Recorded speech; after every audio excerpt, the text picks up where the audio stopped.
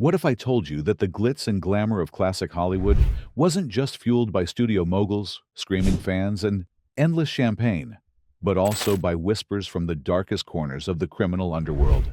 That some of the brightest stars you thought you knew, icons you've watched on screen for decades, weren't just acting out gangster fantasies, but were actually tangled up with real-life mobsters. Are you ready to have your image of Tinseltown's legends shattered? Behind the velvet ropes, some Hollywood idols made deals you'll never find in a script. Frank Sinatra. If you think Frank Sinatra's only claim to fame was his golden voice and smooth swagger, think again.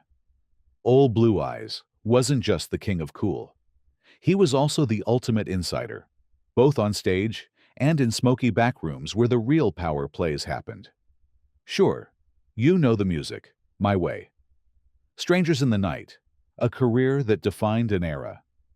But what most fans didn't see was Sinatra's deep and very public association with America's most notorious mobsters, men whose names sent chills down spines from Chicago to Havana.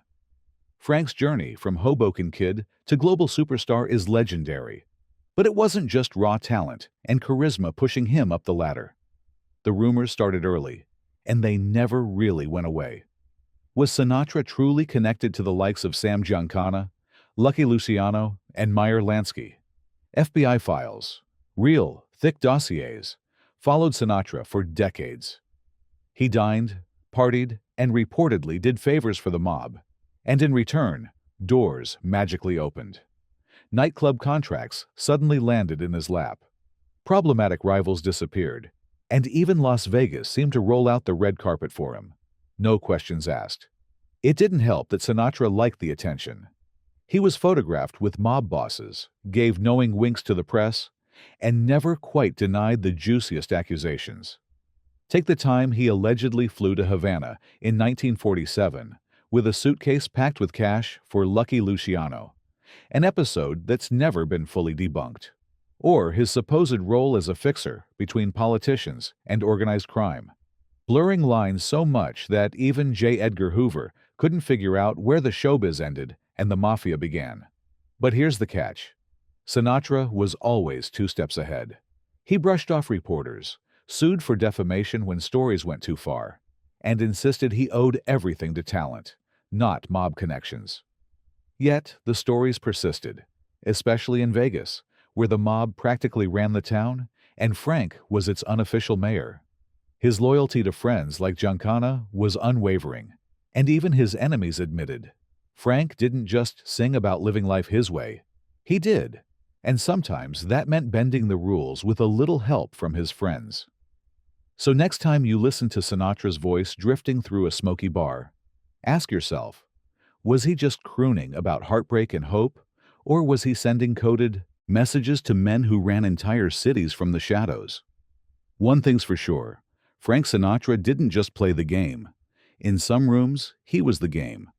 George Raft. Hollywood's most convincing gangsters don't always leave their act at the studio gates. Case in point. George Raft, a man who played so many tough guys on screen, you'd be forgiven for thinking he invented the gangster persona. But here's the wild part. Raft didn't have to fake it.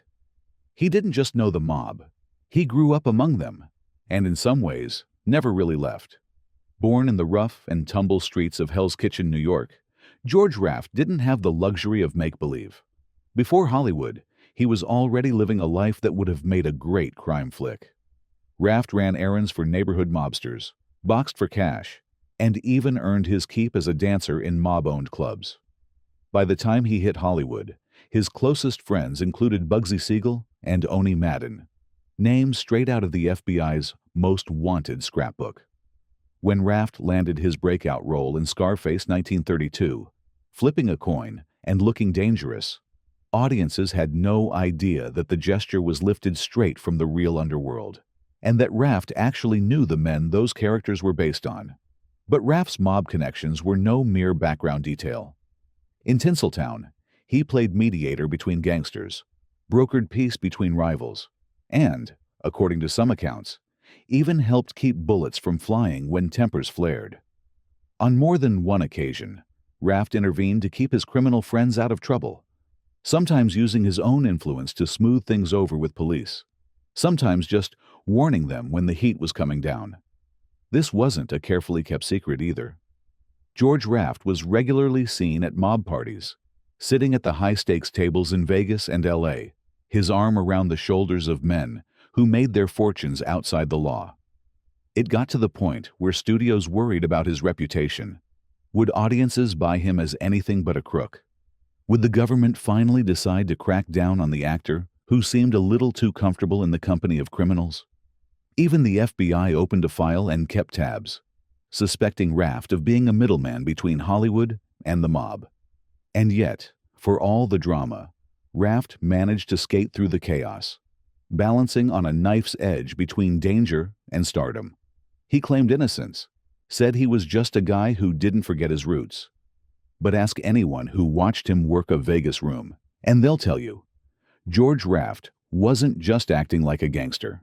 In some circles, he was respected as one of their own. Lana Turner.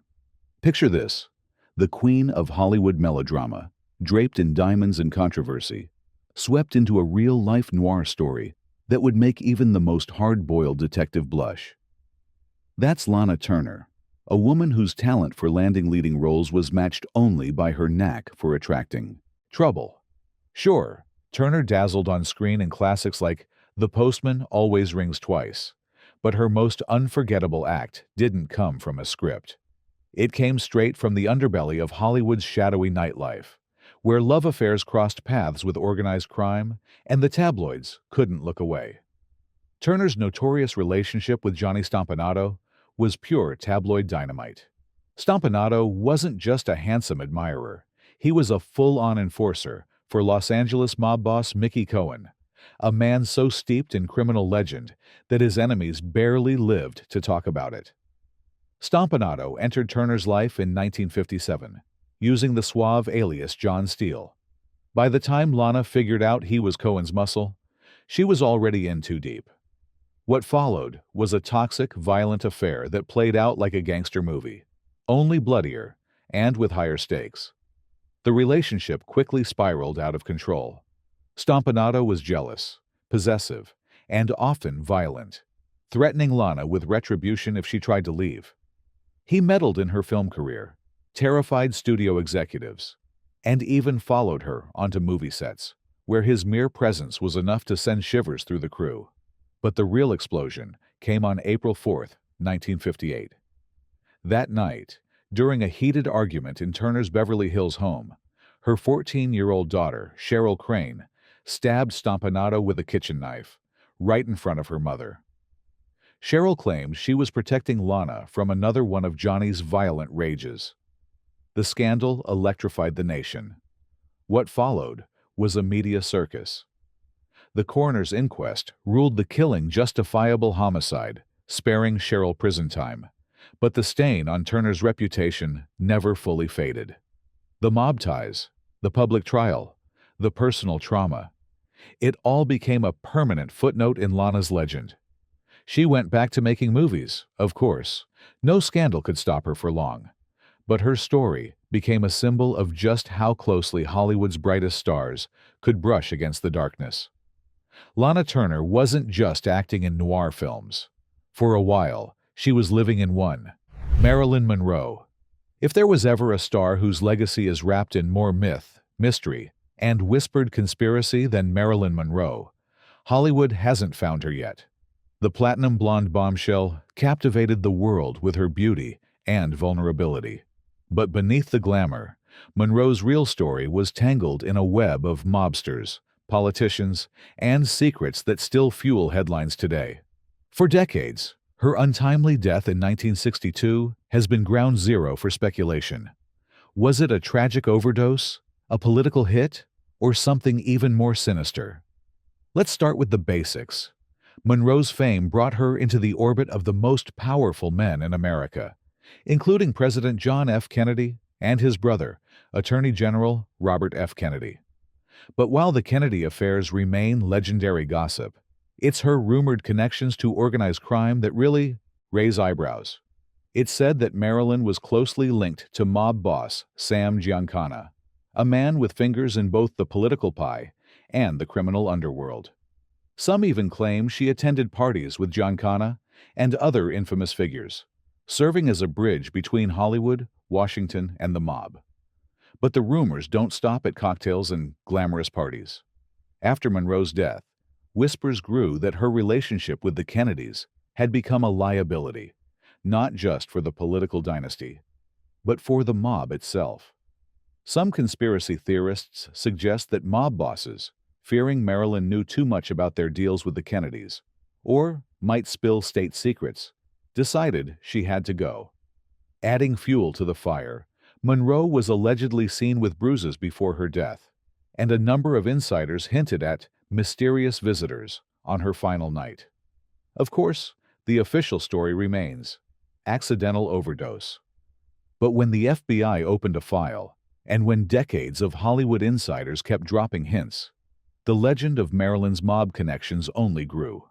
Whether she was an innocent pawn, a glamorous go-between, or something far more complicated, one thing is clear: Monroe's real life was more dangerous, dramatic, and mysterious than anything she ever played on screen. So next time you see her iconic smile, or that windblown dress, remember, behind the beauty, Marilyn Monroe lived on a knife edge, haunted by the kind of secrets that don't fade when the camera stops rolling. Bing Crosby. The public remembers Bing Crosby as the ultimate crooner, easygoing, sweater-clad, and as wholesome as a Christmas carol. But peel back the white Christmas persona, and you'll find a complicated man with a surprisingly dark undercurrent, including some jaw-dropping run-ins with the mob. Crosby, with that velvet voice, was a titan in the entertainment world from the 1930s through the 1950s. But behind the radio hits and silver screen charm, he was walking a tightrope between Hollywood's dream factory and the smoky back rooms where America's gangsters made their real money. Here's the twist: Bing had a gambling problem that started in his teens and never really went away. In a city like Hollywood, where every nightclub, casino, and racetrack had mob fingerprints all over it, Crosby's debts weren't just bad luck, they were dangerous. He became a regular at illegal gambling dens, where he rubbed shoulders with the likes of Jack, Machine Gun, McGurn, and Bugsy Siegel, two of the deadliest gangsters in the country. When Crosby's debts ballooned, so did the threats. More than once, friends had to step in and keep him from ending up as another cautionary tale in the morning papers. Crosby's mob connections didn't end at the blackjack table. He was a well-known pal of Jimmy Hoffa, the infamous Teamsters boss who vanished in 1975 under a cloud of mob suspicion. Crosby's love of golf put him on the links with Sam Giancana, a Chicago mob kingpin whose reach extended from the Windy City to Hollywood's elite. Even Crosby's gigs in Vegas, an oasis practically built by mob money, kept him just a handshake away from trouble. Despite the whispers, Crosby always managed to keep his public image squeaky clean. He dodged questions, laughed off rumors, and focused on the next hit song. But the insiders knew the truth.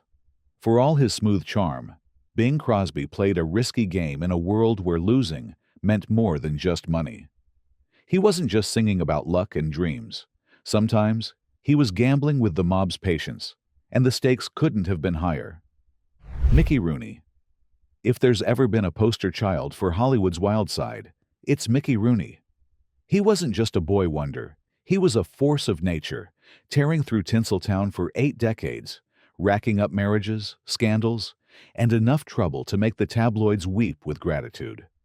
But beneath the charming grin and tap-dancing feet, Rooney lived dangerously close to the mob's orbit, sometimes by choice, sometimes just by virtue of surviving the chaos of old Hollywood. Rooney's career started as a child star, but by the time he reached adulthood, the town had changed. The old studio system was cracking, Vegas was heating up, and organized crime was moving from the shadows to the limelight. Mickey, always in search of a thrill, found himself performing in nightclubs and casinos, venues where the real bosses weren't agents or producers, but mobsters in tailored suits, nursing drinks at ringside tables. He ran with a crowd that thought nothing of late-night gambling, backroom deals, and the occasional favor from a well-connected friend. His Vegas years were particularly wild. Rooney headlined at mob-owned joints like the Sands and the Riviera, trading jokes with the Rat Pack and rubbing shoulders with wise guys like Sam Giancana and Tony Accardo. It was an open secret. The mob ran the entertainment scene in Vegas, and Rooney, despite being a seasoned pro, had to play by their rules. When he got in too deep with gambling debts, it wasn't studio accountants who came knocking. Rooney himself hinted in interviews that friends would smooth things over, but those friends expected loyalty and sometimes silence in return. Rumors also swirled about Mickey's offstage antics, backstage brawls, sudden disappearances, and associates who were never quite who they claimed to be. The tabloids had a field day, but law enforcement kept a closer eye, with Rooney's name popping up in investigations into mob-run gambling rings and nightclub skimming scandals. Still, the star managed to skate through decades of danger, emerging with nothing worse than a battered reputation and a few missing dollars. Was Mickey Rooney a mobster? No. But he was a survivor, one who knew how to walk the line between celebrity and the criminal underworld, and lived to tell the tale. In a city where so many got burned, Rooney danced on the edge and always found a way back into the spotlight. Dean Martin. Dean Martin, suave, unflappable, and so impossibly cool he could make a tuxedo look casual. But behind the legendary croon and that whiskey-soaked laugh, Martin's legacy comes with an asterisk, one written in the fine print of Las Vegas history and inked by men whose names rarely made the billboards. To the world, Martin was a charter member of the Rat Pack, Frank Sinatra's right-hand man, and the ultimate king of the Vegas Strip. To the insiders, he was also the mob's favorite headliner, sometimes by necessity, sometimes by choice. Martin's rise paralleled the Mafia's golden age in Vegas. He performed in clubs where the bosses weren't just checking receipts. They were laundering millions, fixing games, and making sure the show always went on, no matter who had to disappear. Unlike some stars, Martin didn't just tolerate the mob, he fit right in. Friends with Sam Giancana and Chicago's Outfit, Martin was known to share drinks, stories, and the occasional backstage handshake with men whose business cards were strictly verbal. There's no shortage of tales about Dino's mob entanglements. He reportedly let mobsters invest in his shows and quietly turned a blind eye when the house was skimming profits. Even as law enforcement cracked down on Vegas corruption, Martin's name surfaced in Senate hearings, not as a criminal, but as a man who seemed perpetually immune to trouble. The press had a field day when it came out that Martin's lucrative contract at the Sands was co-signed by reputed mobster Mo Dalitz, a fact that only enhanced his outlaw mystique. But here's the rub. Dean Martin never lost his cool. When reporters asked about his friends, he just flashed that grin and poured another drink. He played the part of the lovable rogue to perfection, and audiences ate it up. Privately, Martin insisted he was just a guy trying to make a living, that he'd never seen anything, and that the mob was just another part of the business. Maybe so. Or maybe, like any good gambler, Dino just knew when to keep his cards close to the vest. For all his charm, Dean Martin was a fixture in a world where loyalty was currency, and danger was always in the wings. He didn't need to act tough. The toughest men in town already called him a friend. Sammy Davis Jr. Sammy Davis Jr. had more talent in his pinky than most stars managed in a lifetime. But his road to success wasn't paved with just applause and bright lights.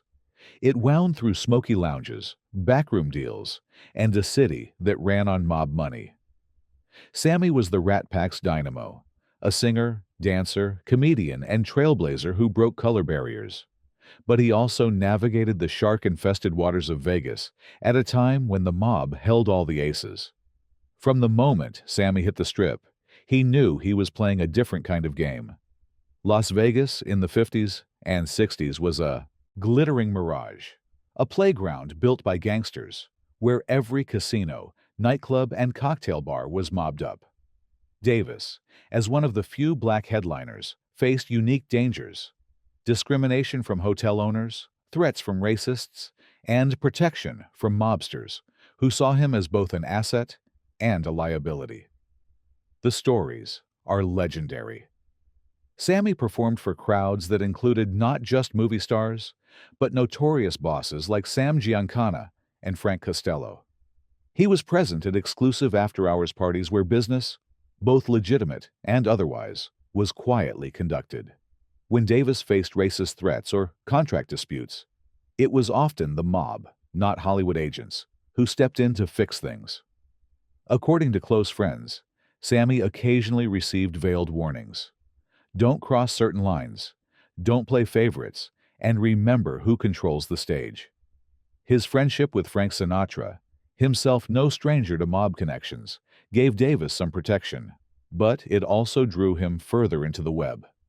Sammy was reportedly pressured to perform at mob-backed benefits and allegedly received gifts from casino owners with shadowy affiliations.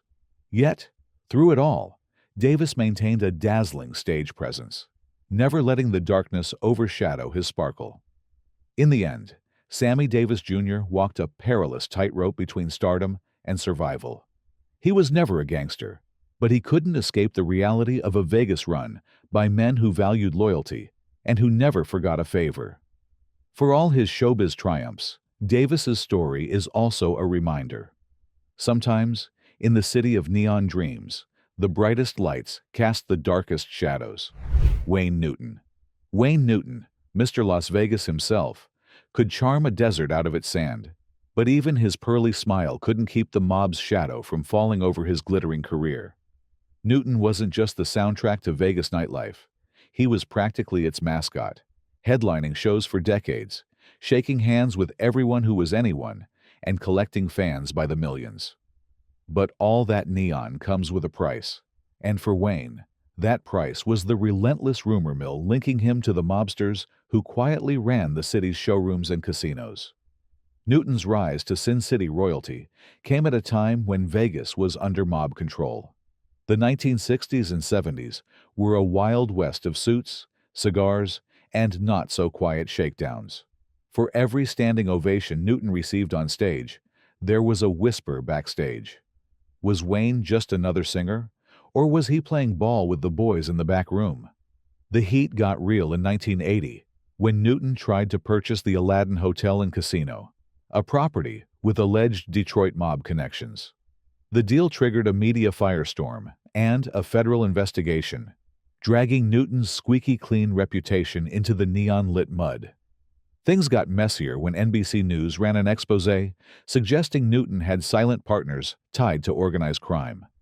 Wayne went ballistic, suing NBC for defamation and, at first, winning a jaw-dropping $19 million verdict. But the court drama didn't end there.